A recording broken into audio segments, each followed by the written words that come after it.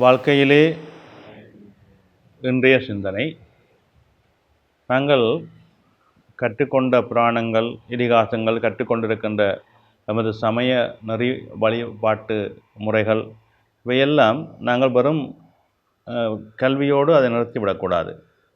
அதை நாங்கள் தொடர்ந்து அதன்படி வாழ எங்களை நாங்கள் எத்தனிக்க வேண்டும். இந்த எத்தனிப்பு என்பது மனிதனுடைய வாழ்க்கையிலே மிக முக்கியமானது. ஒரு முயற்சி. நாங்கள் ஏன் இப்படி வாழக்கூடாது, நாங்கள் ஏன் இப்படி இருக்கக்கூடாது, நாங்கள் ஏன் இப்படி எங்களை வழிப்படுத்தக்கூடாது என்று எங்களுக்குள்ளே கேள்விகளை கேட்டுக்கொள்ள வேண்டும். நாங்கள் நல்ல விடயங்களை பற்றி கேள்வி கேட்பதற்கு எங்களுடைய மனம் இடம் கொடுப்பதில்லை. எங்களுக்கு உகந்தது அல்லாத விடயங்களிலே தான் ஆசைகளும் அவாக்களும் தேடுதல்களும் அதிகமாக இருக்கின்றன. இன்றைய உலகம் ஒரு நிலையற்றதாக இருப்பதற்கு காரணமே இதுதான். உலகத்தை எடுத்துக்கொண்டோமானால் ஒவ்வொரு நாட்டிலும் தங்களுடைய வளர்ச்சியை, தங்களுடைய பெருமைகளை, தங்களுடைய உச்சத்தை அவர்கள் வெளிக்கொண்டு வருவதிலே தான் மும்முரமாக இருக்கின்றார்கள். அந்த நாடுகளிலே சாப்பாட்டுக்கு உணவுக்கு கூட வழியில்லாத ஏழைகள் நிறைய வாழ்ந்து கொண்டிருப்பார்கள். கிராமங்களிலே நிறைய பேர் கஷ்டப்பட்டு கொண்டிருப்பார்கள். ஒரு நாட்டினுடைய தன்மை என்ன என்றால், ஒரு அரசனுடைய தன்மை என்னவென்றால், அந்த நாட்டு மக்கள் அனைவரும் சுபீட்சமாக வாழ அவனுடைய அரசாட்சி இருக்க வேண்டும். இன்றைய காலகட்டங்களில் எந்த நாட்டை எடுத்துக்கொண்டாலும் அப்படி ஒரு தன்மையை காண்பது மிக அரிது. எங்காவது ஒரு பக்கத்திலே ஒரு மிக கஷ்டப்படுகின்ற ஏழைகளும், மிக கஷ்டப்படுகின்ற வறுமை கோட்டிலே வாழ்கின்ற மக்களும் வாழ்ந்து கொண்டு தான் இருக்கின்றார்கள். இது உலகத்திலே எல்லா இடங்களிலுமே இருக்கின்றது. இவற்றை நிவர்த்தி செய்யாமல் நாட்டின் பெருமைகளை பறைசாற்றுவதிலே எந்த விதமான தத்துவங்களும் இல்லை. அது நமக்கு நாமே புகழை தேடுகின்ற ஒரு மாயை. அந்த மாயைக்குள்ளே தான் இன்றைய உலக நாடுகள் இருக்கின்றன. இதை ஒவ்வொருவரும் உணர்ந்து பார்க்க வேண்டும். ஒரு நாட்டிலே ஏழ்மை இருக்கக்கூடாது. எல்லோரும் பெரிய கோடீஸ்வரராக வாழ வேண்டிய அவசியமே இல்லை.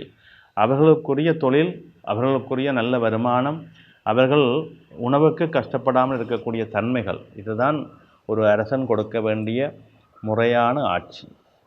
அதாவது அந்த மக்கள் சந்தோஷமாக வாழ்ந்தால் அதுதான் அந்த நாட்டுக்கும் அந்த அரசனுக்கும் பெருமை. எங்களுடைய நாட்டிலே கஷ்டம் இல்லை, எங்களுடைய நாட்டிலே வறுமை இல்லை, எங்களுடைய நாட்டிலே சச்சரவுகள் இல்லை என்கின்ற நிலை ஒவ்வொரு நாட்டுக்கும் இருந்தால் இந்த உலகம் மிக அமைதியாக ஓடிக்கொண்டிருக்கும்.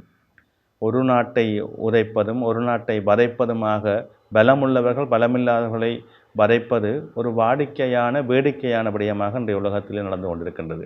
இதிலே என்னத்தை இவர்கள் சாதித்தார்கள்? தங்களை முதன்மையாக காட்டிக்கொள்வதிலே ஒரு பெருமையா, அல்லது ஒரு உயிரை பறிப்பதினாலே இவர்களுக்கு என்ன நடக்கப் போகின்றது? சம்பந்தமே இல்லாத உயிர்கள் தான் இதனாலே போய்கொண்டிருக்கின்றார்கள். ஒரு நாட்டுக்கும் இன்னொரு நாட்டுக்கும் ஒரு சண்டை வருகின்ற பொழுது அந்த தலைவர்கள் சொகுசாக வாழ்ந்து கொண்டிருப்பார்கள், அந்த இராணுவ வீரர்கள் மாய்ந்து கொண்டிருப்பார்கள். இது காலங்காலமாக நடக்கின்ற விஷயம். முன்னைய காலங்களிலே ஒரு போர், ஒரு சண்டை என்று வருகின்ற பொழுது காரணத்தோடு தான் அது அமையும். தேவையில்லாமல் ஒருவரை வதைக்கவோ ஒருவரை அழிக்கவோ மாட்டார்கள்.